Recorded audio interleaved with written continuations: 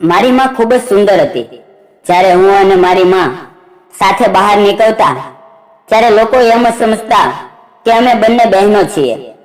તેમની સુંદરતા એવી હતી કે ઉંમરની કોઈ અસર એમના ચહેરા પર દેખાતી નહોતી. મિત્રો, એક દિવસ માએ મને એક વાત કરી. તેણે કહ્યું કે મારે બીજી વાર લગ્ન કરવા છે. માની વાત સાંભળતા જ હું ઉદાસ થઈ ગઈ. મેં ગુસ્સામાં કહ્યું, માં, તને શું થઈ ગયું છે અને તું આ શું બોલી રહી છે? કેમ આપણા જીવનને લોકોની સામે હાસ્યનો વિષય બનાવવા છો? તેણે મારી સામે જોયું અને માં શાંતિથી બોલી, બેટા, હું કઈ ખોટું તો નથી કરતી. મેં મારી માને સમજાવવાની કોશિશ કરી કે સમાજ શું કહેશે. માએ કહ્યું કે મેં આખું જીવન એકલા જીવીશું. તારા પપ્પા જતા રહ્યા પછી મારું કેવું જીવન હતું એ તને ખબર છે બેટા? મેં તને ઉછેરવા માટે મારું બધું આપી દીધું છે. દુનિયા મારી સ્થિતિ નહીં સમજે, પણ તું તો સમજીશ ને. હકીકત એ હતી કે મારી માં બીજી વાર લગ્ન કરવા ઈચ્છતી હતી. હું અત્યારે અંદાજે 100 કે 17 વર્ષની હતી અને મારી માની ઉંમર 33 કે 34 વર્ષની હશે. મને લાગતું હતું કે એમનો નિર્ણય ખોટો નથી, છતાં દિલમાં ડર લાગતો હતો. મેં એમને સમજાવ્યું કે તમારી યુવાન દીકરી છે એટલે લોકો તમારા લગ્નનો ખોટો અર્થ કાઢશે. પણ માએ મને કહ્યું કે તારા થોડા સમય પછી લગ્ન થશે. તું તારા સાસરે જતી રહીશ, પછી હું એકલી કેવી રીતે જીવીશ? આ લગ્ન માત્ર મારી ખુશી માટે નથી, તારી સુરક્ષા માટે પણ છે. મારી માને લાગે છે કે તે સાચું કરી રહી છે. તેથી મેં કહ્યું કે મારે એ માણસને મળવું છે. થોડા દિવસ પછી માં મને મનોજ નામના વ્યક્તિને મળવા માટે લાવી. એ મારી માની ઉંમરથી 2 વર્ષ નાનો હતો. તેને જોઈને મને લાગ્યું કે કંઈક તો ગડબડ છે, પણ એ ખૂબ નમ્રતાથી બોલ્યો. મારી સાથે ખૂબ વ્યવસ્થિત વાત કરી. તેણે મારા અભ્યાસ વિશે પૂછ્યું અને પછી તે જતો રહ્યો. એના ગયા પછી માએ પૂછ્યું કે બેટા, તું શું વિચારા છો? પણ મને આ બધું ગમતું નહોતું. એમના ચહેરા પર પ્રસન્નતા જોઈને મારે કહેવું પડ્યું, માં, તમને જે સારું લાગે તે કરો. થોડા દિવસ પછી માં અને મનોજના લગ્ન થઈ ગયા, સાવ સાદાઈથી. લગ્નના બીજા દિવસથી હું જમવાનું પણ મારા રૂમમાં જ ખાતી હતી. પણ મનોજ સામે જવાનું મન નહોતું થતું. પણ માએ કહ્યું, મનોજ તારી જમવા માટે રાહ જોઈ રહ્યો છે. હું નહોતી ઈચ્છતી, છતાં મજબૂરીમાં હું ટેબલ પર બેઠી. મનોજે મને પૂછ્યું, રોશની, તારી તબિયત તો સારી છે ને? મેં જવાબ આપ્યો, હા, હું ઠીક છું.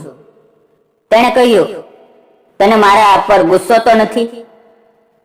એ સાંભળતા જ હું થોડી ગુસ્સાથી બોલી, મારે અને તમારે શું લાગે છે કે હું ગુસ્સે થાવ? હું તમારી સાથે કોઈ પણ સંબંધ રાખવા માંગતી નથી. મારી વાત સાંભળીને મનોજ થોડો શાંત થઈ ગયો. એ દિવસ પછી હું મારા રૂમમાં વધુ સમય રહેવા લાગી. હવે હું ગ્રેજ્યુએશન પૂરું કરી રહી હતી. હું ડરી ગઈ હતી કે હવે ઘરમાં રહીને શું કરીશ. તેથી મેં પ્રાઇવેટ સ્કૂલમાં નાના બાળકોને ભણાવવાનું શરૂ કર્યું.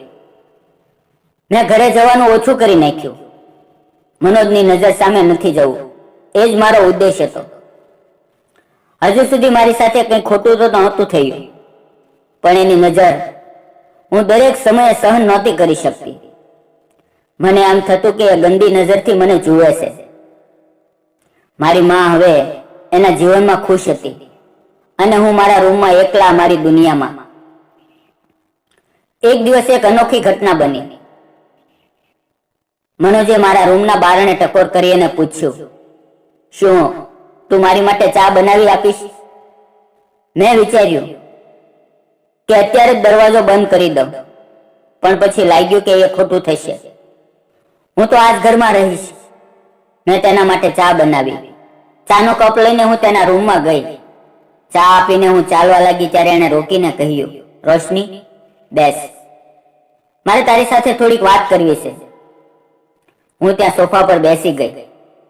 એમણે મને કહ્યું, મને ખબર છે તને મારી ઉપર શંકા છે, પણ એકવાર વિચાર, તારી મમ્મીએ શું ખોટું કર્યું છે? હું તારા પપ્પા તો નથી, પણ મેં તારા માટે ક્યારેય ખોટું વિચાર્યું નથી. મેં કહ્યું, મારે તમારી સાથે કોઈ સંબંધ નથી રાખવો. હું આટલું કહીને મારા રૂમમાં જતી રહી.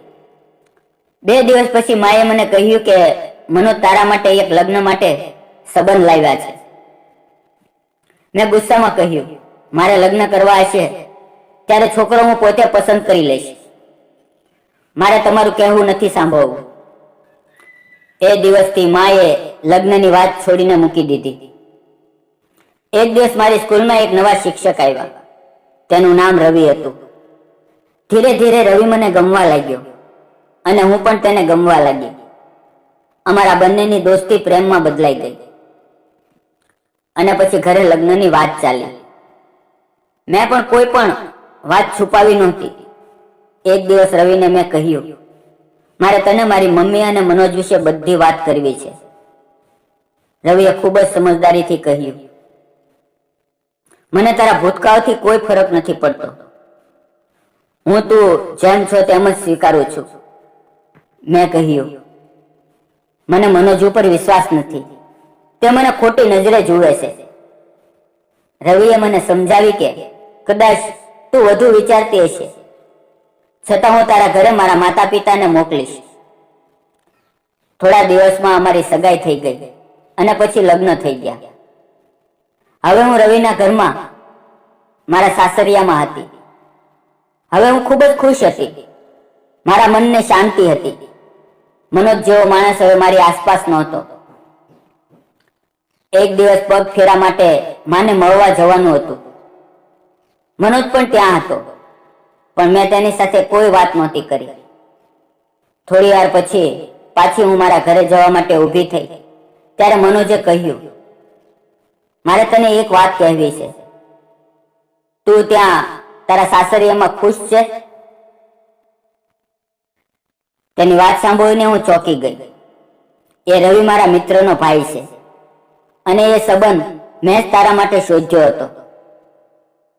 પણ મને ખબર હતી કે તું મારાથી ભેદભાવ રાખા છે, એટલે રવિને તારી સ્કૂલમાં મોકલ્યો.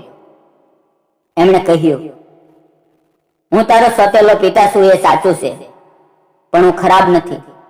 બધા સોતેલા પિતા ખરાબ હોતા નથી. એમની આ વાત સાંભળીને હું રડી પડી. એ દિવસે મનોજને પહેલી વખત મેં પપ્પા કહીને બોલાવ્યા. અને હા, આજે હું એટલી ખુશ છું કે મને લાગતું નથી કે ક્યારેય કંઈ જીવનમાં ખૂટ્યું હતું. મિત્રો, જીવન શીખવે છે કે દરેક સંબંધ ખરાબ નથી હોતા. વિડીયો પસંદ આવે તો વિડીયોને લાઈક, ચેનલને સબસ્ક્રાઇબ કરવાનું ના ભૂલશો. ફરી મળશું આવતીકાલે એક નવા વિડીયોમાં. ત્યાં સુધી આવજો. વિડીયો પૂરો જોવા બદલ આપ સૌ મિત્રોનો ધન્યવાદ મિત્રો.